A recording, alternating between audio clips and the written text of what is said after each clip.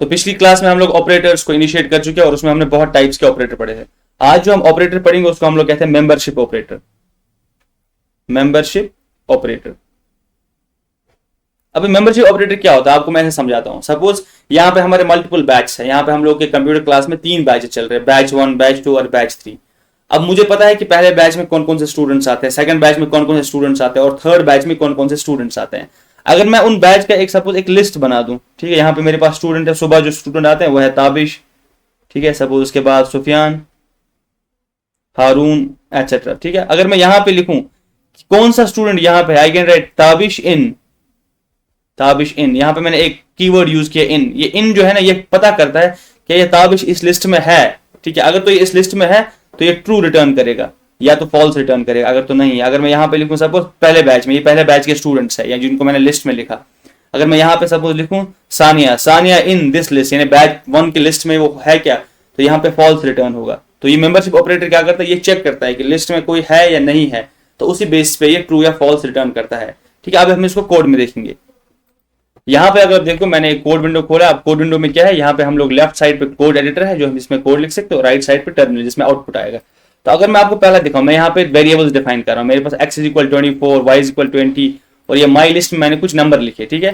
मैंने यहाँ पे 24 लिखा, यहाँ पे 20 लिखा और यहाँ पे मैंने इसी हिसाब से नंबर लिखा। अब मैंने क्या बोला, हमारे पास मेंबरशिप ऑपरेटर होता है जिसको हम लोग इन से रिप्रेजेंट करते हैं, इन, और दूसरा उसी का अपोजिट नॉट इन, ठीक है। नॉट इन बिल्कुल इनका उल्टा है। अब हम लोग क्या करेंगे, हम लोग यहाँ पे देखेंगे कि कौन सा नंबर किस में है। लेट्स सी, हम लोग क्या करेंगे, हम लोग बोलेंगे x इन लिस्ट। सपोज मेरे पास एक x वेरिएबल है और मेरे पास y वेरिएबल है। अब मैं x और y को चेक करूंगा क्या ये इसमें मौजूद है कि नहीं। सपोज अगर मैं यहाँ पे लिखूं प्रिंट, ठीक है, फिर मैं लिख सकता हूँ x in my list. My list में ये नंबर है क्या। सपोज मैंने यहाँ पे एक लिस्ट बना दिया, लिस्ट में क्या है 10, 20, 30, 40 और 50। ये x क्या है, x इज 24। आपको क्या लगता है रिजल्ट क्या आना चाहिए। मैंने बोला ये मेंबरशिप ऑपरेटर का आंसर ट्रू या फॉल्स आता है। x इन माई लिस्ट, आपको क्या लगेगा आंसर क्या आएगा, व्हाट डू यू थिंक। यहाँ पे अगर मैं रन करूं क्योंकि ये लिस्ट में नहीं है तो यहाँ पे इसका आंसर फॉल्स आएगा, ठीक है। ये वैसे ही ऑपरेटर जैसे बूलियन काम करते हैं, जैसे हम लॉजिकल ऑपरेटर देखे तो उसमें भी हमारे पास ट्रू फॉल्स आंसर आता है। जैसे हमने रिलेशन ऑपरेटर देखे उसमें भी हमारे पास ट्रू फॉल्स आंसर आता है, क्योंकि हमें कभी कभी देखना पड़ता है। सपोज जैसे आपने वेबसाइट देखा होगा, वो कैसे पता करता है कि जो स्टूडेंट्स है किसको मेरे टेस्ट सीरीज का एक्सेस किस किस को देना है, तो वो ये चेक करता है। वो क्या करता है, वो रजिस्टर्ड स्टूडेंट जिन्होंने फीस पे की हुई है उनका एक लिस्ट बनाता है। फिर जो ही स्टूडेंट नया लॉग इन करता है तो उसको वो देखता है उस लिस्ट में क्या ये स्टूडेंट इस लिस्ट में है। तो अगर तो वो उस लिस्ट में है रजिस्टर्ड स्टूडेंट तो उसको टेस्ट सीरीज का एक्सेस दे देता है, नहीं तो वो नहीं देता है। नहीं तो वो बोलता है कि वो आपको परचेज करना पड़ेगा टेस्ट सीरीज। तो यहाँ पे मैंने एक रियल वर्ल्ड एग्जांपल दिया। फिर मैं ये चीज रिपीट करता हूँ। सपोज इस लिस्ट में मैं नाम रखता हूँ स्टूडेंट्स के, मान लो जो हमारी वेबसाइट education.in है, तो वहां पे हमने आपको पता है किसी किसी को टेस्ट सीरीज का एक्सेस नहीं होगा। जो नया स्टूडेंट आता है उसको टेस्ट सीरीज का एक्सेस नहीं होता है, तो फिर हमें अलग से उसको देना पड़ता है। तो इंटरनली प्रोग्राम क्या करता है, बेसिकली वो एक लिस्ट मेंटेन करता है, मान लो, ठीक है। बहुत ही नए वे में बता रहा हूँ। वो एक लिस्ट मेंटेन करता है उन स्टूडेंट्स का जो उस कोर्स के लिए जिन्होंने पे किया है। वो पेड स्टूडेंट्स लिख देता है उसका नाम, उस लिस्ट का नाम क्या है, पेड स्टूडेंट सपोज, और उसमें वो नाम रखता है। सपोज ताबिश पेड स्टूडेंट है तो ताबिश यहाँ पे है और बहुत सारे स्टूडेंट है जिनका नाम है। और जैसे ही ताबिश अपना अकाउंट लॉग इन करता है तो उसमें वो क्या करता है, वो देखता है कि ताबिश इन, वो चेक करता है कि क्या ताबिश इसमें है, इस लिस्ट में है जिनने पे किया है। तो यहाँ पे क्या आएगा, यहाँ पे आंसर ट्रू आएगा इस केस में। तो उसको ट्रू बताता है, हाँ इसमें है। तो उसके बाद उसको बोलता है ठीक है इसको एक्सेस है तो पूरा इसको एक्सेस दे दो टेस्ट सीरीज का। तो सिमिलरली अगर मैं यहाँ पे किसी एक्स स्टूडेंट का एग्जांपल ले लूं, सपोज किसी स्टूडेंट का नाम ज़हूर है, तो वो नया स्टूडेंट आया तो उसने पहले दिन ज्वाइन किया और उसको अभी टेस्ट सीरीज का एक्सेस नहीं है, तो उसका नाम पेड स्टूडेंट्स के लिस्ट में नहीं होगा। तो जैसे ही वो लिखा ज़हूर इन दिस, क्या ज़हूर इसमें है, तो वहां पे फॉल्स आएगा, ठीक है। जब वो लिस्ट में है ही नहीं तो उसको टेस्ट सीरीज का एक्सेस नहीं मिलेगा, तो उसको डिफरेंट ऑप्शन मिलेगा। उसको ऑप्शन मिलेगा कि परचेज दिस टेस्ट सीरीज या बाय दिस कोर्स, ठीक है, यू आर नॉट एनरोल्ड, ऐसा कुछ मैसेज हम लोग लिख सकते हैं। यहां तक सबको समझ आया कि इन मेंबरशिप ऑपरेटर क्या करता है। और इसी का उल्टा क्या है, इसी का उल्टा है नॉट इन। अगर मैं यहाँ पे लिखूं x नॉट इन तो आपको क्या लगे, क्या आ सकता है, x नॉट इन, यानी x नहीं है लिस्ट में। तो ये तो सच बात है, x नॉट इन, ठीक है। तो इसको यहाँ पे ट्रू करना चाहिए। अगर मैं इसको रन करूं तो यहाँ पे आप देख सकते हो ट्रू आया। अगर मैं यहाँ पे लिखूं सपोज 20 नाउ y इन, अगर मैं यहाँ पे वेरिएबल का नाम चेंज कर दूं y में क्या स्टोर है 20, लिस्ट में 20 है क्या, हाँ है। अगर मैं यहाँ पे लिखूं y इन माई लिस्ट तो व्हाट डू यू एक्सपेक्ट, क्या आंसर आएगा, ट्रू आंसर आएगा। अगर मैं यहाँ पे रन करूं तो आपको यहाँ पे दिखाई दे रहा है कि यहाँ पे ट्रू आंसर आ रहा है। सिमिलरली अगर मैं लिखूं नॉट इन, ठीक है, आपको मैं रियल वर्ल्ड एग्जाम बताइए कि कहां पे काम आता है, नॉट इन, तो यहाँ पे फॉल्स आएगा क्योंकि ये सही, ये वहां पे है लेकिन हमने उल्टा इसका कर दिया, हमने बोला नॉट इन, ठीक है। यहां तक सबको समझ आया ये मेंबरशिप ऑपरेटर्स, ठीक है। ये हमने एक और ऑपरेटर पढ़ा। This was very important. ये सब ऑपरेटर्स याद रखना आपको बहुत ही जरूरी है, ताकि आप कल को जब कुछ बना रहे हो तो वो आराम से आप चीजें सीख पाओगे, ठीक है। उसके बाद बहुत सारे और भी ऑपरेटर, टर्शियरी ऑपरेटर है जो पाइथन में स्पेसिफिक है, तो उन ऑपरेटर्स को हम उस वक्त करते रहेंगे जब हमें उनकी नीड पड़ेगी, ठीक है। जैसे मैंने क्या बोला, हमारे पास एक ऑपरेटर है टर्नरी ऑपरेटर, तो टर्नरी ऑपरेटर हम लोग सीखेंगे जब हमें इसकी नीड पड़ेगी। वैसे ही बिटवाइज ऑपरेटर जो मैंने आपको बोला होल्ड पे रखते हैं, क्योंकि उसके लिए बाइनरी का नॉलेज होना नेसेसरी है। तो ये दो ऑपरेटर्स किस्म को हम लोगों ने अभी होल्ड पे रखा। होल्ड पे क्यों रखा? क्योंकि इसके लिए थोड़ा सा नॉलेज चाहिए, जिसके लिए हमें शायद एक क्लास लग सकती है, और जहां जहां पे हम लोग को ये चाहिए होंगे हम उस टाइम इनको एड्रेस करेंगे, ठीक है। यहां तक आपने जो ऑपरेटर्स पढ़े, फिर से इनको मैं समराइज करता हूं। स्टार्ट में हमने पढ़ा अर्थमेटिक ऑपरेटर, मैं शॉर्ट फॉर्म में लिखता हूं। उसके बाद हमने पढ़ा कंपैरिजन या relational operators, arithmetic operator, comparison या रिलेशनल ऑपरेटर्स। उसके बाद क्या हमने पढ़ा? लॉजिकल ऑपरेटर्स, ठीक है, लॉजिकल ऑपरेटर्स। उसके बाद हमने पढ़ा अभी ऐसा, उसके बाद असाइनमेंट ऑपरेटर पढ़ा। असाइनमेंट ऑपरेटर के बाद हमने जो अभी हमने ऑपरेटर पढ़ा मेंबरशिप ऑपरेटर, मेंबरशिप ऑपरेटर, ठीक है। होल्ड पे मैंने क्या क्या बोला है? बिटवाइज ऑपरेटर, क्योंकि इसके लिए हमें बिट्स का नॉलेज होना जरूरी है, जो आपने अभी नहीं पढ़ा है, बिटवाइज ऑपरेटर। और यहां पे मैं लिख रहा हूं टर्नरी ऑपरेटर, टर्नरी ऑपरेटर, ठीक है। ये ऑपरेटर क्या है? ये दोनों ऑपरेटर जो है जनरली लैंग्वेज स्पेसिफिक है, पर यहां पे जो arithmetic, relational, logical, assignment, bitwise, ये सब के सब ऑपरेटर हर लैंग्वेज में अवेलेबल होते हैं। चाहे आप जावास्क्रिप्ट सीख लो, चाहे आप पाइथन सीख लो, सी, सी प्लस प्लस, जो भी लैंग्वेज है उनमें इन ऑपरेटर्स का होना बहुत जरूरी है, क्योंकि ये बेसिक ऑपरेटर्स होते हैं, ठीक है। मेंबरशिप ऑपरेटर पाइथन के स्पेसिफिक है, जैसे टर्नरी ऑपरेटर ये सिंटैक्टिक, ये एक सिंटैक्स लिखने का तरीका है, बाकी ये काम से डिफरेंट तरीके से हम लोग और ये काम भी करवा सकते हैं। मेंबरशिप ऑपरेटर भी हम लोग इन्हीं ऑपरेटर से करवा सकते हैं।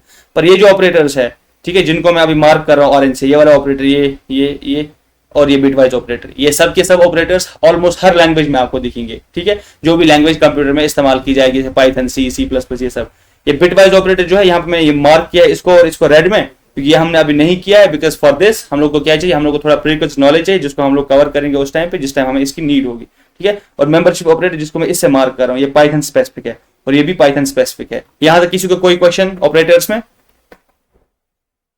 यहाँ पे एक और बार स्क्रीन दिखाता हूँ, क्योंकि पिछले कोड विंडो था, ये एक बार देख लो सभी लोग, ठीक है। ये दोनों ऑपरेटर हम लोग तब पढ़ेंगे और ये सब ऑपरेटर हमने अभी तक पढ़े। तो अगर हमें अब ऑपरेटर समझ आए, अब ऑपरेटर के बारे में दो इंपॉर्टेंट कॉन्सेप्ट होते हैं, ठीक है। पहले कॉन्सेप्ट को हम लोग कहते हैं प्रेसिडेंस, प्रेसिडेंस, प्रेसिडेंस, और दूसरे कॉन्सेप्ट को कहते हैं एसोसिएटिविटी। पहले हम प्रेसिडेंस को देखते हैं। प्रेसिडेंस क्या होता है? सपोज अगर हमारे पास एक एक्सप्रेशन है, हमारे पास ऐसा है 10 + 20 × 30, ठीक है, ऐसा कोई ऑपरेटर है हमारे पास ऐसा एक एक्सप्रेशन दिया, इसको हम लोग एक्सप्रेशन कहते हैं। तो हमें इसका आंसर देखना है। तो जनरली लोग क्या कर सकते हैं? वो बोलेंगे मैं पहले 10 दो किस्म के लोग हो सकते हैं, वो बोलेंगे पहले मैं 10 + 20 करता हूं, दैट इज इक्वल टू 30, फिर 30 × 30 वो 900 आएगा, ठीक है। वो लेफ्ट से राइट चला और उसने इसको एवेलुएट करता गया। दूसरा बोलेगा नहीं नहीं नहीं, मुझे पहले मल्टीप्लाई करना है, 20 × 30, तो वो कितना आएगा? 600, 600 + 10, वो 610 आंसर देगा। अब आंसर कौन सा सही है, ठीक है। यहां पे हमें इंपॉर्टेंट चीज है प्रेसिडेंस को पढ़ना, कौन सा ऑपरेटर को हम लोग प्रीसीड करेंगे, कौन सा ऑपरेटर को हम लोग पहले एवेलुएट करेंगे और कौन सा ऑपरेटर को हम लोग बाद में एवेलुएट करेंगे। इसको हम लोग प्रेसिडेंस ऑर्डर कहते हैं, किस ऑर्डर में हम लोग को ऑपरेशंस को एवेलुएट करना है, ठीक है। अगर आपको पता है, आपने बचपन में या जो अभी क्लास 5th 6th में उनने पढ़ा होगा बॉडमॉस रूल, ठीक है। वहां पे हम लिख देते हैं कि पहले ब्रैकेट्स में जो होगा वो ऑपरेटर्स करो, फिर डिवीजन करो, फिर मल्टीप्लिकेशन करो, फिर एडिशन करो, फिर सब्ट्रैक्शन करो, जब आपको एक बड़ा सा एक्सप्रेशन दिखे। तो यहाँ पे आंसर कौन सा वाला सही है? यहाँ पे आंसर ये वाला सही है, दूसरा वाला 610 वाला। क्यों? क्योंकि पहले प्रेसिडेंस किसको है? मल्टीप्लिकेशन को। यहाँ पे आप देख सकते हो पहले मल्टीप्लाई करना चाहिए। अगर आपके पास बहुत बड़ा सा एक्सप्रेशन है और उसमें आपको डिसाइड करना है कि पहले कौन सा ऑपरेटर हमें इवैल्यूएट करना है, तो आपको क्या देखना है? ये रूल देखना है। तो इसको भी हम लोग प्रेसिडेंस रूल कहते हैं।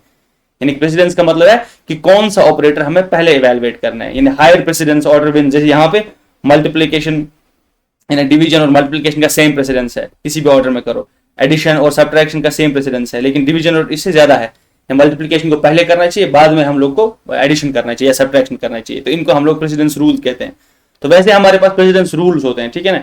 ये सब रूल्स हम लोग आराम से देख सकते हैं। अब हाईएस्ट प्रेसिडेंस किसको है? अगर आप देखो, क्योंकि बहुत सारे ऑपरेटर हमने पढ़े, ठीक है। तो पहला प्रेसिडेंस, मैं यहाँ पे एक प्रेसिडेंस टेबल बनाता हूँ जो आपको पता होना चाहिए। सबसे हाईएस्ट प्रेसिडेंस है पावर को, अर्थमेटिक ऑपरेटर पावर को। जहां पे भी आपको पावर दिखे तो आपको वो पहले इवैल्यूएट करना है, ठीक है। वो पावर आपको, इसको सबसे हाईएस्ट। और कैसे चलना है? वो लेफ्ट राइट हमें चलना है, ठीक है। हमें चलना है लेफ्ट राइट, और जहां पे ही हमको दिखेगा पावर तो हमें उसको पहले इवैल्यूएट करना है। और उसके बाद यूनिटरी ऑपरेटर्स। यूनिटरी ऑपरेटर्स बहुत सारे होते हैं, सब जो हमने नहीं पढ़े, हम लोग किसी को नेगेट कर सकते हैं, बहुत सारे यूनिटरी ऑपरेटर्स। पहले हम लोग ये देखेंगे। उसके बाद अर्थमेटिक ऑपरेटर। उसके बाद अर्थमेटिक ऑपरेटर में आपको देखना है मल्टीप्लिकेशन और डिवीजन को पहले इवैल्यूएट करते हैं, उसके बाद फ्लोर डिवीजन, उसके बाद हमारे पास ये मॉड्यूलस होता है, ठीक है, ये इनका एक ऑपरेटर होता है। फिर हमारे पास वैसे ही बाइनरी ऑपरेटर्स होते हैं। बहुत सारे ऑपरेशन का एक टेबल आपको मिलेगा जो हम यहाँ पे पेस्ट कर सकते हैं। Let me give you that table also. मैं यहाँ पे सीधा पेस्ट कर देता हूँ, लिखने से अच्छा है कि उसको पेस्ट कर दो। यहाँ पे आप जो आप टेबल देख पा रहे हो ये क्या है, ये प्रेसिडेंस ऑर्डर, यानी कि अगर आपको बहुत सारे ऑपरेटर्स मिलेंगे तो आपको कैसे उसको एवेलुएट करना है। यहाँ पे अगर आप पहले देखोगे पैरेंथेसिस, ठीक है, अगर सपोज पैरेंथेसिस नहीं होंगे तो आपको एक्सपोनेंशिएशन आएगा जो मैंने पहले बताया था। उसके बाद एक्सपोनेंशिएशन, उसके बाद ये बिटवाइज ऑपरेटर्स, ये सब देखो, ये ऑर्डर ऑफ प्रेसिडेंस। बहुत सारे ऑपरेटर्स में नहीं पढ़े क्योंकि हमने ये तो पढ़ा, हमने नॉट पढ़ा, एंड पढ़ा, और पढ़ा, ये सब ऑपरेटर्स पढ़े, ठीक है। ये सब बिटवाइज आते हैं, यहाँ के यहाँ तक ये बिटवाइज आते हैं ये ऑपरेटर्स, ये भी हमने पढ़ा। एडिशन सब्ट्रैक्शन ये सब ऑपरेटर्स पढ़े, ये भी हमने पढ़ा, ठीक है। ये पॉजिटिव नेगेटिव हमने ये भी देखा, और ये हमारे पास बिटवाइज है, ये हमने नहीं देखा बिटवाइज, और हमने कुछ ऑपरेटर्स नहीं देखे, बाकी सब हमने मोस्टली बिटवाइज यहाँ पे आपको देखेंगे वो जो हमने डिस्कस नहीं किए, उनका भी अपना प्रेसिडेंस है। अब फिर से मैं बताता हूँ what is the meaning of precedence. Precedence का माने ये होता है कि कौन से ऑपरेटर को पहले इवेलुएट करना है। हम लोग हमेशा लेफ्ट राइट एक्सप्रेशन को इवेलुएट करते हैं, और फिर क्या करते हैं हम लोग, जो ऑपरेटर का हायर प्रेसिडेंस होगा उसको हम लोग पहले इवेलुएट करते हैं। क्या कोई मुझे बताएगा, अगर मैं यहाँ पे आपको ये प्रेसिडेंस टेबल लिख के रखूंगा, सपोज अब मैं क्या करूंगा, यहाँ पे मैं लिखूंगा एक expression 10 + 2 multiplied by 3 + 4 exponentiation by 6। क्या लगेगा आपको, इसका आंसर क्या आना चाहिए? What do you think, Python कैसे इसको इवेलुएट करेगा? तो जब आपको ये ऐसा एक्सप्रेशन दिया जाएगा, आपको क्या करना है, आपको लेफ्ट राइट जाना है, ठीक है, यानी यहाँ पे बाएं से हम लोग को दाएं जाना है, लेफ्ट राइट। अब हम लोग का अगर आप देखोगे पहले सबसे ऊपर जो है प्रेसिडेंस किसका है, ब्रैकेट का, तो हम लोग पहले इसको इवेलुएट करिए। अंदर से जो कंपाइलर होगा वो इसको इवेलुएट करेगा। सो 10 + 2 = 12, तो इसकी जगह वो 12 लिख देगा। फिर उसने मल्टीप्लाई देखा, और फिर यहाँ पे 3 है, +4, फिर जैसे एक्सपोनेंशियल देखा तो ये एक्सपोनेंशियल को भी इवेलुएट कर देगा। तो 4 × 6 यानी कि 4⁻6 कितना होता है, 4096। ये हमने अभी देखा कैसे 4096 होता है, क्योंकि 2⁻2 = 4 और इसका पावर 6, तो ये आएगा हमारे पास 2⁻12। 2⁻12 इज 4096, यानी कि इसका आप मान लो 4⁻6 = 4096। अब ये क्या करेगा, यहाँ पे इसको मल्टीप्लीकेशन और प्लस है, तो पहले इनको ये मल्टीप्लाई करेगा। यहाँ पे अगर आप टेबल देखोगे, टेबल में सबसे यहाँ पे ऑर्डर पहले मल्टीप्लीकेशन का है, बाद में प्लस का है। देखो जो पहले आता है यहाँ से, जो अगर ऊपर हाईएस्ट ऑर्डर, नीचे लोएस्ट ऑर्डर, यानी ऊपर से नीचे आपको देखना है, तो यहाँ पे फिर ये 12 × 3 करेगा, तो ये 36 होगा, एंड प्लस 4096, ठीक है। तो जैसे इन दोनों का करेगा तो वो शायद आता है 4132। इसको हम कंफर्म कैसे करेंगे कि यही आंसर है, तो हम लोग पाइथन खोल लेते हैं वापस से, ठीक है, पाइथन खोल देते हैं, और उसके बाद हम देखते हैं क्या यही आंसर है कि नहीं। अगर आपको मैं यहाँ पे दिखाऊं तो यहाँ पे मैं पाइथन खोल ले रहा हूँ वापस, तो ये यू सी दिस, यहाँ पे आप देख लो। अगर मैं इसको प्रिंट किया तो देखो मैंने यही चीज प्रिंट की, 10 + 2 multiplied by 3 + 4 to the power 6। तो यहाँ पे आप देख सकते हो मैंने रन किया, ये 4132 आएगा, ठीक है। अब मैं आप लोगों को और एक एक्सप्रेशन देता हूँ खुद से इवेलुएट करने के लिए। मैं क्या करता हूँ, मैं ब्रैकेट में ये डिलीट कर देता हूँ, यहाँ पे मैं स्टार्ट करता हूँ 2 - 4 एक्सपोनेंशिएशन 2 एक्सपोनेंशिएशन 3 + 4 - 2 × -2 प्लस, या डिवाइड बाय लिखता हूँ, डिवाइड बाय 3 नहीं करता हूँ ताकि इजी हो जाए आपके लिए, 6 / 3। तो कौन ये करके देगा? यहाँ पे आपको एक्सप्रेशन दिख रहा है, मैं थोड़ा फिर से जूम करता हूँ, अगर आपको एक्सप्रेशन क्लियरली नहीं दिख रही है, एक्सप्रेशन देखो आप, 4 - 2 raised to power 2 raised to power 3 + 4 - 6/3। आपको ये इवेलुएट करना है, पाइथन इसका आंसर क्या देगा। आपको प्रेसिडेंस के रूल्स पता है, ठीक है। यहाँ पे मैं एक्सप्रेशन लिख देता हूँ फिर से, तो expression is 2 - 4 to the power 2 to the power 3, फिर +4, फिर -6 डिवाइड बाय 3, ऐसा कुछ एक्सप्रेशन है। तो यहाँ पे आपको मैं फिर प्रेसिडेंस टेबल फिर से दिखाता हूँ, let me show you that. यहाँ पे अगर आप प्रेसिडेंस टेबल देख पा रहे हैं अभी, यहाँ पे ये टेबल है, ठीक है ना, ये आप क्लियरली देख सकते हो किसको कैसे इवेलुएट करना है। आप मुझे आंसर बताओ, I will wait for maybe a minute or so। इस प्रॉब्लम को थोड़ा इजी करते हैं, कैलकुलेशन ज्यादा नहीं करें, इसको हम लोग यहाँ पे ये 3 हटा देते हैं सपोज। अब मैं डायरेक्ट लिखता हूँ +4 ताकि आपका कैलकुलेशन इजी हो जाए। Now the question is 2 - 4 to the power 2 + 4, क्योंकि मैंने डबल पावर लिखा था, उससे आपका कैलकुलेशन ज्यादा लंबा हो रहा था। अब ये अगर कर सकते हो तो वो भी कर सकते हो, मैंने सिर्फ एक पावर हटा दिया कैलकुलेशन इजी करने के लिए। अब क्वेश्चन यहाँ पे ये था 2 - 4 मल्टीप्लाइड बाय मल्टीप्लाई 2, यानी कि इसका मतलब होता है एक्सपोनेंट +4 - 6/3, ठीक है। अब मैंने क्या किया, मुझे पता है हमें लेफ्ट राइट जाना है। अब पहले यहाँ पे देखो आप, 6 / 3 क्या होता है, पहले ये ब्रैकेट्स फाइल इवेलुएट करेगा, तो यहाँ पे 2 आएगा, ये -2 है, ठीक है। प्रेसिडेंस ऑर्डर में ये सबसे प्रेसिडेंस वाला, उसके बाद तो ये -16 आएगा, क्योंकि 4 to the power 2 is 16, 4 4s are 16, तो बाकी 2 - 16 + 4 -2 ऐसे रहेगा। और ये बिल्कुल ही आसान है, ये +2 ये -2 कैंसिल, और यहाँ पे -16 + 4 कितना आएगा, -12 आंसर आना चाहिए। अब हम पाइथन में अगर इसको देखते हैं यही चीज को हम लोग अब पाइथन में देखते हैं। Give me a second and I will show you this in Python. देखो अगर मैं यहाँ पे पाइथन को लाऊं, ठीक है, यहाँ पे मैंने एक्सप्रेशन सेम लिखा है और यहाँ पे मैं अगर इसको रन कर दूं, सपोज यहाँ पे मैं रन भी कर देता हूँ। आई होप यहाँ पे तुम लोग को आप स्क्रीन दिख भी रहा होगा। यहाँ पे मैंने फिर से रन किया आपके लिए, तो यहाँ पे -12.0 आंसर आ गया। ठीक है, इसको हम लोग देखते हैं प्रेसिडेंस, और आपको पता है रूल क्या देखना है, प्रेसिडेंस ऑर्डर को आप लोग को देखना पड़ेगा। और उसके बाद सेकंड कॉन्सेप्ट होता है एसोसिएटिविटी। एसोसिएटिविटी मतलब क्या होता है कि सपोज आपके पास सेम प्रेसिडेंस वाले ऑपरेटर, अगर आपको ऐसा लिखना है 12 + 3 + 4 ऐसा कुछ, या -4, अब इन दोनों का प्रेसिडेंस सेम है, ठीक है, इन दोनों, अब मुझे पहले कौन एवेलुएट करना पड़ेगा, तो उसको हम लोग कहते हैं एसोसिएटिविटी।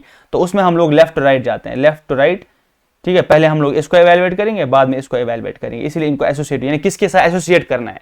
अगर सेम प्रेसिडेंस ऑर्डर के ऑपरेटर्स होंगे जिनका ऑर्डर सेम है, जो एक ही प्रायोरिटी पे है, तो हमें क्या करना चाहिए वहां पे एसोसिएटिविटी, यानी कि जो पहले लेफ्ट राइट एवेलुएट करेंगे, हमको वहां पे लेफ्ट राइट एवेलुएट करना है। तो यहाँ पे हमने दो कॉन्सेप्ट देखे, प्रेसिडेंस और एसोसिएटिविटी। प्रेसिडेंस मतलब कौन सा ऑपरेटर पहले एवेलुएट करना है, एसोसिएटिविटी का मतलब यह है कि अगर हमारे पास सेम प्रेसिडेंस के ऑपरेटर्स है तो उसमें हमें क्या करना चाहिए, उसमें हमें लेफ्ट राइट जाना चाहिए, यानी और जो ही ऑपरेटर लेफ्ट राइट मिले हम उन दोनों को एसोसिएट कर देंगे। क्या ये क्लियर है दोनों चीजें, एसोसिएटिव और प्रेसिडेंस?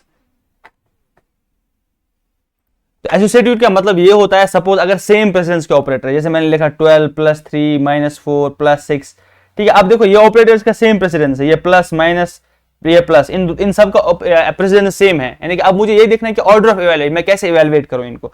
तो हम लोग क्या करते हैं, लेफ्ट राइट चलते हैं। लेफ्ट राइट मतलब यानी दाएं से हम लोग बाएं चलते हैं, तो जो जो ऑपरेटर मिलता जाएगा उसको एसोसिएट करेंगे। तो यहाँ पे क्या होगा, 12 + 3 15 होगा, फिर -4 + 6, फिर क्या होगा 15 - 4 होता रहेगा, क्योंकि लेफ्ट से राइट हम लोग चल रहे हैं। तो 15 - 4 कितना होगा 11 + 6, तो यहाँ पे 16 आंसर आएगा। क्यों, क्योंकि यहाँ पे ये ऑपरेटर्स का प्रेसिडेंस ये सेम था। मान लेते हैं अगर यहाँ पे माइनस था पहले, यहाँ पे माइनस और यहाँ पे प्लस, तब ये माइनस इवैल्यूएट पहले होता, क्यों, क्योंकि ये लेफ्ट में पहले आता है, क्योंकि हम लोग इनको एसोसिएट करना है अब। ठीक है, एसोसिएटेड का मतलब मैंने यही बोला, आपको लेफ्ट राइट जाना पड़ेगा जब आप एक्सप्रेशन में ये कर रहे हो। तो इज इट क्लियर नाउ, अब ये समझ आया? Okay good. तो एसोसिएटेड का मतलब है मुझे लेफ्ट राइट चलना है, और अगर सेम प्रेसिडेंस के ऑपरेटर आते हैं तो वहां पे मुझे उनको खुद से एसोसिएट कर देना। एसोसिएट मतलब होता है कि इसको मिला देना इसके साथ, 12 + 3 यानी इन दोनों को एसोसिएट कर दो, ये 15 आएगा, तो इसको कहते हैं एसोसिएशन। क्योंकि यहाँ पे ऐसा भी कर सकते थे 12 + 3 -4, हम लोग पहले इन दोनों को भी कर सकते थे, 3 - 4 फिर इसके साथ ही करते, आंसर तो सेम आएगा। लेकिन पाइथन को हमें एग्जैक्टली बताना है कैसे करें, तो पाइथन को हमने बोला लेफ्ट राइट हमें चलना, अगर सेम प्रेसिडेंस ऑपरेटर हुए आपके पास, तो इसको हम लोग एसोसिएटिविटी कहते हैं। तो हमारे पास जो ऑपरेटर का डिस्कशन है वो यहाँ पे खत्म होता है कि ऑपरेटर्स हमने जो जो पढ़ने थे वो पढ़े, एक्सेप्ट फॉर सम ऑपरेटर्स जो हमें तब पढ़ने हैं जब हम उनका बेसिक्स कवर करेंगे। ठीक है, बाकी ऑपरेटर्स हमने सबके सब पढ़ दिए। ठीक है, यहां तक आपका पाइथन वाला क्या क्या हुआ, हमने बहुत सारी चीजें पढ़ी, उसके बाद ऑपरेटर करे। अब आपका मेन चीजें आती है, अब आपकी जो आज से जो चीजें आएंगी वो मेन चीजें होंगी। जो हम नया टॉपिक स्टार्ट करेंगे हम उसको हम लोग कहते हैं कंट्रोल फ्लो। सब लोग याद रखेंगे कंट्रोल फ्लो क्या होता है। अब मैं इसको ऑपरेटर्स को आप जाने दो, आप जितना आपको समझ आया और प्रैक्टिस से आपको और समझ आएगा। अब पहले हम लोग कंट्रोल फ्लो का देखते हैं क्या होता है। आपको पता है फ्लो ऑफ कोड क्या होता है? फ्लो ऑफ कोड क्या होता है? टॉप से बॉटम। अगर आपको कोड को फ्लो देखना है तो आपको लाइन बाय लाइन चलना होता है। जब भी हमने कोई भी कोड लिखा तो हमने क्या किया, उसमें हमने लाइन बाय लाइन चला, ऊपर से नीचे तक हम लोग चले। तो कंट्रोल फ्लो का मतलब क्या होता है, क्योंकि जनरल जो फ्लो होता है कोड का वो लाइन बाय लाइन ऊपर से नीचे तक होता है। ठीक है, ऊपर से नीचे तक फ्लो होता है। पहले लाइन 1 चलाएगा, फिर लाइन 2, लाइन 3, लाइन 4, लाइन 5, वो चलता जाएगा आगे। लेकिन कभी कभी क्या हमें करना पड़ता है, इस फ्लो को कंट्रोल करना पड़ता है। ठीक है, इसको कंट्रोल कैसे करना होता है, हमें चाहिए होता है ब्रांचिंग स्टेटमेंट्स। ठीक है, सपोज यहाँ पे हमारे पास दो चीजें आएंगी, एक को हम लोग कहते हैं ब्रांचिंग, ठीक है, एक को हम लोग कहते हैं लूप्स। अब ब्रांचिंग क्या होता है कि हमें डिफरेंट ब्रांच पे जाना होता है। सपोज हम लोग आगे चलते गए लेकिन कहीं पे हमें यहां से जाना है, या हमारे पास दो ऑप्शन है, किसी कंडीशन के बेस पे या तो लेफ्ट जाना है या तो राइट जाना है, या डिसीजन कोई लेना है हमें, और हमने ब्रांच कर देना है इसको। ब्रांच आपको पता है, तो पेड़ के एक ब्रांच को हम लोग ब्रांच कहते हैं। तो पेड़ में बहुत सारे ब्रांच होते हैं, अगर आप पेड़ देखोगे वो स्ट्रेट होता है पहले, लेकिन ऊपर फिर उसके ब्रांच होते हैं ऐसे। तो वैसे हम लोग कोड क्या होता है, कोड का एक फ्लो होता है, ऊपर से नीचे तक फ्लो होता है। लेकिन कभी कभी हम चाहते हैं कि इस फ्लो को हम लोग खुद से कंट्रोल करेंगे, इसलिए इसको कंट्रोल फ्लो स्टेटमेंट कहते हैं। कंट्रोल फ्लो मतलब होता है कि ऊपर से नीचे जाने वाले फ्लो को हम लोग कंट्रोल करेंगे। ठीक है, और कैसे करना है कंट्रोल, या तो ब्रांच कर सकते हैं या तो लूप कर सकते हैं। ठीक है, लूप यानी वापस लगातार कोई चीज कर सकते हैं, वो हम बाद में ये लूप देखेंगे। पहले हम लोग आते हैं ब्रांचिंग पे। ठीक है, ब्रांचिंग। अब ब्रांचिंग क्या होता है, किसी पर्टिकुलर केस पे हम लोग को ब्रांच कर देना, या तो लेफ्ट जाना या तो राइट जाना, या तो मल्टीपल ब्रांच हो सकते हैं। जरूरी नहीं है कि सिर्फ एक ब्रांच होगी, मल्टीपल ब्रांच भी हो सकते हैं। सपोज अगर मुझे चेक करना है कि क्या कोई नंबर इवन है या ऑड नंबर है, तो मुझे कैसे चेक करना है, मेरे पास एक नंबर होगा ए इज इक्वल सपोज 20। अब मुझे चेक करना है कि ये इवन नंबर है कि ऑड नंबर है। अगर आपको पता है इसका एल्गोरिथम, आपको दिमाग में पता है जो नंबर 2 से डिवाइड होता है, एग्जैक्ट डिवाइड होता है, तो उसको हम लोग इवन कहते हैं, जो नंबर नहीं होगा उसको हम ऑड कहते हैं। तो मुझे कैसे लिखना है ये प्रोग्रामिंग, मैं उसको बताऊंगा ए, फिर मैं चेक करूंगा इफ ए मॉड्यूलस 2, अगर मैं ए को डिवाइड करूं 2 से, इज इक्वल 0। देखो यहाँ पे मैंने कौन सा इक्वालिटी ऑपरेटर लगाया कि अगर ये डिवाइड करने पे रिमाइंडर 0 आता है तो यहाँ पे तुम प्रिंट कर सकते हो इवन नंबर, ये इवन नंबर है। यहाँ पे मैंने पहला स्टेटमेंट आपको बताया, ये इफ स्टेटमेंट। तो ये इफ स्टेटमेंट क्या करती है, ये ब्रांचिंग कर देता है, ठीक है। तो उसमें हमने पहला स्टेटमेंट लिखा इफ। अब इफ क्या करता है, फिर इफ एक ब्रांचिंग। अब इफ लिखना कैसे है, ये इफ लिखना है और यहाँ पे हम लोग को कंडीशन लिखना है, इफ और कंडीशन, ठीक है। यहाँ पे हमें एक्सप्रेशन करना है, एक्सप्रेशन लिखना है जो क्या होगी, जो मल्टीपल कंडीशन हो सकते हैं, एक कंडीशन हो सकती है, ये क्या होना चाहिए, इवैल्यूएट होना चाहिए ट्रू और फॉल्स। लास्ट में इसको ट्रू और फॉल्स मिलना चाहिए। अगर तो ये इफ की कंडीशन ट्रू आई, तब जो भी इफ की बॉडी में लिखा हुआ है, इसकी बॉडी होती है, इफ की एक बॉडी होगी, तो उसमें वो एग्जीक्यूट होगा, वो कोड चलेगा, नहीं तो वो कोड नहीं चलेगा, ठीक है। अब मैं आपको ये इफ स्टेटमेंट थोड़ा सा मैं बता चुका हूं पीछे, इसलिए हम लोग इसको आराम से कवर कर सकते हैं। सपोज अगर हमें अब ऑड और इवन नंबर चेक करना है, अब हम लोग कैसे करेंगे, मैं फिर से कोड विंडो पे जाता हूं, आपको हम लोग कोड लिखना स्टार्ट कर देंगे। यहाँ पे आप देखो, मैं आपको यहाँ पे कोड लिखूंगा थोड़ा सा ताकि आपको दिखे, ठीक है। यहाँ पे अगर आप मैं कोड लिखूँ, अब मेरे पास सपोज इवन और ऑड नंबर चेक करना है, अगर मैं लिखूंगा यहाँ पे ए इज इक्वल, सपोज मैं यहीं से 10 दे रहा हूँ, फिर मैं क्या कर रहा हूँ इफ, अगर तो क्या ए मॉड्यूलस 2, ए को मैंने रिमाइंडर निकाला, ये कुछ आंसर देगा, ये 1 या 0 देगा, यहाँ इस केस में आंसर इज इक्वल 0। अगर तो ये 0 के बराबर हुआ, इसका मतलब है प्रिंट इवन, ठीक है, इसको ये इवन नंबर प्रिंट कर देगा। इस केस में अगर मैं इस कोड को रन करूं, यहाँ पे आप देख सकते हो नंबर इवन प्रिंट हो गया। अगर मैं यहाँ पे 11 लिखूं, आपको क्या लग रहा है क्या प्रिंट होगा, यहाँ पे अगर मैं 11, मैंने नंबर को 11 से रिप्लेस कर दिया, क्या प्रिंट होना चाहिए। तो यहाँ पे हमारे पास क्या है, यहाँ पे अगर मैं इसको रन करूंगा अभी तो कुछ प्रिंट नहीं होगा। क्यों, अब आपको क्यों समझ आना चाहिए। यहाँ पे आप देखो ये इफ स्टेटमेंट कैसे होता है, मैंने अभी बोला आपको, हम ऐसे लिखते हैं इफ, फिर हम कोई कंडीशन लिखते हैं और इस कंडीशन के बेस पे कुछ हम लोग करते हैं जिसको हम लोग इफ की बॉडी कहते हैं। ये बॉडी तभी एग्जीक्यूट होगी जब ये कंडीशन ट्रू होगी। दिस कंडीशन जैसे ही ये ट्रू हो जाएगी तब ये बॉडी एग्जीक्यूट होगी। अगर तो ये ट्रू हुआ नहीं तो ये बॉडी एग्जीक्यूट नहीं होगी। तो इस केस में अगर आप देखोगे यहाँ पे a इज इक्वल 11 था, तो फिर मैंने बोला a मॉड्यूलस 2 इज इक्वल 0, तो यहाँ पे a मॉड्यूलस 2 कितना है 1, ठीक है। 1 इज इक्वल 0, क्या ये ट्रू है कि फॉल्स है, क्या 1 बराबर है 0 के। तो यहाँ इसमें कंडीशन क्या होगी, इसमें ये कंडीशन फॉल्स होगी, ये वाली कंडीशन जो है ये फॉल्स होगी। और जैसे ही ये फॉल्स होगी इसका मतलब है जो इफ का ये कोड था ये वाला नहीं चलेगा। तो यहाँ पे स्क्रीन पे कुछ प्रिंट नहीं होगा। क्यों कुछ प्रिंट नहीं होगा, क्योंकि इफ का ब्लॉक ही नहीं चला। इफ का ब्लॉक तभी चलता है जब कंडीशन ट्रू होती है, इफ का ब्लॉक स्किप कर जाता है जब कंडीशन फॉल्स हो जाती है। तो यहाँ पे क्या हुआ, यहाँ पे कंडीशन फॉल्स हुई। अब हम लोग क्या कर सकते हैं, पहला स्टेटमेंट हमने सिर्फ इफ स्टेटमेंट देखा, इफ, और हमने यहाँ पे कोई कंडीशन लिखी जो मैं यहाँ पे आपको दिखा रहा हूँ, इफ और कोई कंडीशन। ये कंडीशन ट्रू हो सकती है और यह कंडीशन फॉल्स हो सकती है। अब इस कंडीशन के ट्रू और फॉल्स में से क्या होगा, इससे ये होगा या तो ये बॉडी चलेगी या तो ये बॉडी नहीं चलेगी। कब ये बॉडी चलेगी, जब ये कंडीशन ट्रू हो जाती है, ठीक है। यहां पे मैं एक और एग्जांपल लिखना स्टार्ट कर दिया मैंने, यहां पे आप देख सकते हो। सपोज मैं क्या कर देता हूं, मैंने यहां पे एक एग्जांपल पेस्ट किया, एज इज इक्वल 20, फिर मैंने क्या किया, इफ, यहां पे मैंने एक कंडीशन लगा दी, if age is greater than equal to 18, फिर मैंने इफ का यहां पे बॉडी लिख दिया। स्टेटमेंट एक लिख सकता, स्टेटमेंट दूसरा लिख सकता हूं। आपको क्या लग रहा है इस वक्त क्या प्रिंट होगा यहाँ पे, क्योंकि एज इज 20, एज एक वेरिएबल है जिसका वैल्यू ऑलरेडी 20 है। तो यहाँ पे मैं चेक कर रहा हूँ क्या age less than greater than equal to 18 है। अगर तो ये कंडीशन ट्रू एवेलुएट होती है तो ये प्रिंट होगा, अगर तो ये फॉल्स एवेलुएट होती है तो ये कंडीशन नहीं चलेगी। कंडीशन फॉल्स हुई तो ये नहीं होगा एवेलुएट। तो व्हाट डू यू थिंक, यहाँ पे आउटपुट क्या आएगा, ये प्रिंट करेगा you are eligible to vote, क्योंकि यहाँ पे हमने कंडीशन में डाला age is greater than, age का वैल्यू है 20 इज ग्रेटर देन 18, हाँ है, इसका मतलब है ये ट्रू आंसर दे देगा, ठीक है। उसके बाद यहाँ पे मैं क्या करूंगा, ये रन करूंगा तो आप देख सकते हो ये इवैल्यूएट हो जाएगा, you are eligible to vote. अगर मैं यहाँ पे सपोज 17 कर दूंगा तो आपको क्या लगेगा, क्योंकि एज 17 है, 17 is greater than 18, false condition, यहाँ पे क्या हुआ फॉल्स। जैसे ही ये फॉल्स हुआ कंडीशन, जैसे मैं रन किया तो क्या कुछ प्रिंट होगा, ये चलेगा ही नहीं, तो खाली आएगा, इफ चला ही नहीं। तो यहाँ पे आप देख सकते हो इफ चला ही नहीं, ठीक है। तो यहाँ पे आपने देखा ये चीज, इससे क्या हुआ, इफ नहीं चला। तो अगर मैं अब मुझे मल्टीपल स्टेटमेंट्स भी इफ में प्रिंट करने हैं तो मैं क्या कर सकता हूँ, अब मैं फिर से एक चीज और दिखाऊंगा ताकि मल्टीपल स्टेटमेंट भी आप देख लो एक बार। सपोज मुझे क्या करना है, 18 पे हम लोग वोट भी डाल सकते हैं और लाइसेंस भी हमें मिल सकता है, यानी ड्राइविंग लाइसेंस मिल सकता है। तो मुझे क्या करना है, अब मुझे देखना है उससे, तो मैं क्या करूंगा, यहाँ पे आप देखो मैं लिख रहा हूँ कि यहाँ पे मैं दिस लाइन ऑलवेज नहीं रन कर लिखूंगा, यहाँ पे कमेंट लिखा हुआ है, यहाँ पे मैं हेलो लिखूंगा। अब मुझे एग्जैक्टली बताओ क्या क्या प्रिंट होगा। यहाँ पे देखो मैंने एज को 20 कर दिया एंड यहाँ पे एज इज ग्रेटर देन 18, तो मुझे आप बताओ क्या क्या प्रिंट होगा यहाँ पे। व्हाट डू यू थिंक, क्या क्या प्रिंट होगा? गॉन आंसर मुझे करो कोई, क्या क्या प्रिंट होगा यहाँ पे? यहाँ पे 3 लाइंस प्रिंट होंगे। क्यों? क्योंकि इफ जैसे ही चला एज इज ग्रेटर, यहाँ पे ये ट्रू कंडीशन हुआ और ये दोनों लाइन चलेंगी। ये तो बाय डिफॉल्ट चलेगी क्योंकि ये इफ से बाहर है, इफ के लूप से बाहर, यानी इफ के बॉडी से बाहर। जैसे मैं रन करूंगा आप देख सकते हो इसमें लिखा you are eligible to vote, you can also get a driving licence, hello. ठीक है, अब मैं क्या करता हूं, सपोज यहाँ पे मैंने एज को 16 कर दिया, अब क्या प्रिंट होगा यहाँ पे?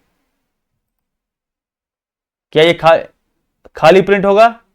नहीं, क्योंकि यहाँ पे ये हेलो इफ से बाहर है, ये फिर भी चलेगा। कोड का एग्जीक्यूशन क्या होता है, ऊपर से नीचे तक, ये लाइन 1 लाइन 2 ये लाइन बाय लाइन चलेगा।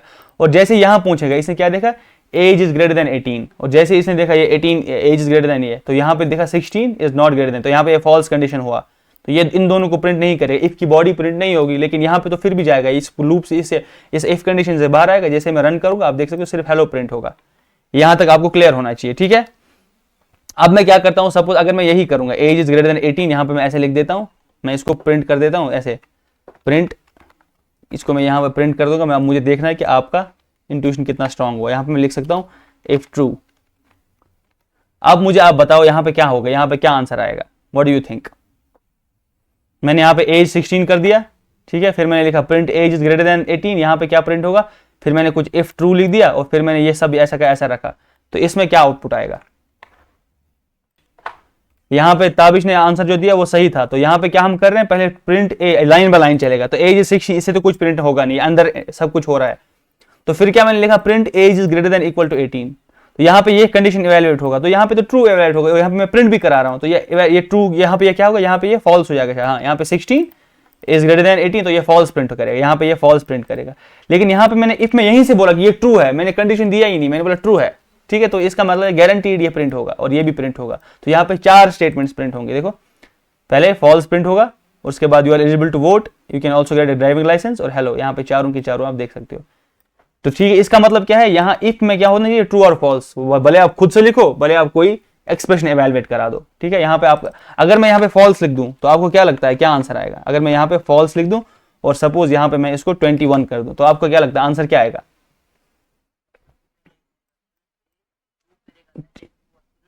ब्यूटीफुल, तो यहाँ पे पहले ट्रू करेगा ये, लेकिन यहाँ पे बाय डिफॉल्ट फॉल्स लिखा मैंने, इसका इफ से कोई लेने देना रहा ही नहीं इस कंडीशन का। अब तो इसका जैसे मैंने फॉल्स लिखा तो ये इन दोनों को प्रिंट नहीं करेगा, तो ये क्या करे, उसके बाद हेलो प्रिंट। यहाँ पे सिर्फ 2 स्टेटमेंट आने चाहिए, क्या, एक तो ट्रू आएगा और हेलो आएगा। यहाँ पे आप देख सकते हो, बात समझ आई कैसे इफ काम करता है? ठीक है, नाइस। अगर आपको इफ समझ आया तो हम लोग अब आगे चलते हैं। इसके बाद एक और स्टेटमेंट होता है, उसको हम लोग कहते हैं इफ एल्स स्टेटमेंट। बिल्कुल सेम सा है, कोई अलग चीज आपको सीखनी नहीं है। इफ अगर आपने सीखा, इफ एल्स बाय डिफॉल्ट सीख लिया आपने। तो इफ का मतलब मैंने आपको देखा, इफ यहाँ पे एक कंडीशन होती है, फिर डिफरेंट टाइप्स ऑफ स्टेटमेंट होते हैं जो आपको रन करने पड़ते हैं। अगर ये कंडीशन ट्रू हुई तो ये स्टेटमेंट चलेंगे, अगर ये फॉल्स हुई तो ये स्टेटमेंट नहीं चलेंगे। ठीक है, तो ये इफ का था। अब कभी कभी क्या होता है, कभी कभी हमें सिर्फ डिसीजन नहीं लेना, कभी कभी हमें एक या दूसरा डिसीजन लेना पड़ता है। सपोज या तो आप खेलने जाओगे या तो पढ़ने जाओगे। ठीक है, 2 कंडीशन आपके पास है, तो यहाँ पे सिर्फ एक चीज नहीं है कि मैं खेलने जाऊंगा, यहाँ पे भी है कि मैं खेलने जाऊंगा या तो पढ़ूंगा। तो उसमें हम लोग इफ और एल्स यूज करते हैं। कोई कंडीशन के बेसिस पे हम 2 स्टेटमेंट ले सकते हैं। आज बारिश है तो मैं पढ़ने जाऊंगा, आज बारिश नहीं है तो मैं खेलने जाऊंगा, यानी कि आपके पास 2 ऑप्शन है। तो वैसे अगर ये कंडीशन जो है ये ट्रू हुई तो इफ का स्टेटमेंट चलेगा, अगर तो ये फॉल्स हुई तब तो कुछ और चलना चाहिए। ठीक है, तब उसके लिए हम लोग एल्स ब्लॉक लिखते हैं, तब वो एल्स चलना चाहिए। ठीक है, यानी कि हम लोग यहाँ पे 2 ब्लॉक्स लिखते हैं। इफ का क्या है, इफ तभी चलेगा जब ये ट्रू होगा, एल्स तब चलेगा जब इफ वाला कंडीशन जो है वो फॉल्स हो जाएगा, तभी ये एल्स ब्लॉक चलेगा। तो इसका सिंटैक्स कैसे लिखेंगे हम लोग, इफ, हम लोग यहाँ लिखेंगे इफ और कोई कंडीशन लिखेंगे, फिर इफ की बॉडी, फिर हम लोग एल्स लिखेंगे। ठीक है, फिर क्या करेंगे, फिर एल्स की बॉडी। इफ की बॉडी तब चलेगी जब ये कंडीशन ट्रू होगी, एल्स की बॉडी तब चलेगी जब ये कंडीशन फॉल्स होगी। कोई नई चीज आपको नहीं सीखनी, बस सिंटैक्स मैं सिखा रहा हूं। अब इसका मैं एग्जांपल दिखा देता हूं आपको। ठीक है, यहां पे मैंने ये वापस कोड विंडो लाया, अब मैं क्या करता हूं, इसका एक एग्जांपल आपको दिखाता हूं। सपोज मैं क्या करता हूं, मैं यहां पे यही जो हमने किया यही सेम एग्जांपल हम लोग यहां पे कॉपी पेस्ट अलग से कर देते हैं। देखो मैंने लिखा यहां पे, अगर आप देख सकते हो, अगर मैं थोड़ा सा इसको कम कर दूं, एज 16। ठीक है, मैंने लिखा एज, अगर तो एज 18 से ग्रेटर है, मैं यहां पे लिखूंगा print you are eligible to vote, फिर यहाँ पे मैंने क्या लिखा, एल्स, एल्स में मैंने लिखा अगर तो ये कंडीशन सही नहीं तो एल्स में लिख दो you are not eligible to vote. फिर मैंने एक और चीज प्रिंट करा दी, मैंने come back in this year, यानी 18 महीने जितनी आपकी एज है इतने साल में वापस आ जाओ, आपका एज यहाँ पे आप तब एलिजिबल वोट के लिए हो जाओगे। सपोज यहाँ पे क्या है, अभी एज इज 16, अगर मैं रन करूं तो आपको क्या लगे कौन सा ब्लॉक रन करेगा, इफ वाला कि एल्स वाला? यहाँ पे एल्स वाला चलेगा, तो यहाँ पे you are not eligible to vote आएगा और उसके बाद कम बैक आफ्टर 18 माइनस 16 कितना होगा, 2, कम बैक आफ्टर 2 ईयर्स आएगा। अगर मैं रन करूंगा इसको, आप देख सकते हो you are not eligible to vote, come back in 2 years, 2 साल के बाद वापस आ जाओ। अगर मैं यहाँ पे 21 लिख दूं सपोज, तो क्या आएगा आंसर, इफ वाला चलेगा कि एल्स वाला चलेगा? इफ वाला चलेगा, तो यहाँ पे आएगा you are eligible to vote. अगर मैं रन करूं you can clearly see you are eligible to vote now, सीधा आया। तो यहाँ पे फिर से आप देखो इफ एल्स में क्या डिफरेंस है, इफ तभी चलेगा जब ये कंडीशन जो है वो ट्रू हो जाएगी, एल्स तब चलेगा जब ये कंडीशन फॉल्स हो जाएगा। अगर हमने सिर्फ इफ लिखा तब आपको पता है कैसे काम होगा। अब आपको एल्स लिखने से ये फायदा आया कि अगर आपको ये कंडीशन फॉल्स हो जाती है तो आप कुछ और करवा सकते हो, इसलिए हम इसको इफ एल्स कहते हैं। यानी पहले हमने सिर्फ इफ सीखा, फिर हमने इफ एल्स सीखा। और इसको ब्रांचिंग क्यों कहते हैं, आपको अब समझ आया ब्रांचिंग क्यों कहते हैं? कोड तो स्ट्रेट चल रहा था, किसी कंडीशन के बेस पे इसने ब्रांच कर दिया, तो लेफ्ट गया तो राइट गया, मल्टीपल ब्रांच भी कर सकता है। अभी हम लोग मल्टीपल ब्रांच भी देखेंगे बाद में। तो आज हमने क्या देखा, पहले तो हमने कुछ ऑपरेटर जो हमने पढ़ने थे वो सब हमने पढ़ लिए, तो उसके बाद हमने देखा कि हम लोग के पास फ्लो ऑफ कोड होता है। फ्लो ऑफ कोड मतलब कोड ऊपर से नीचे चलता है, लाइन बाय लाइन एग्जीक्यूट होता है कोड।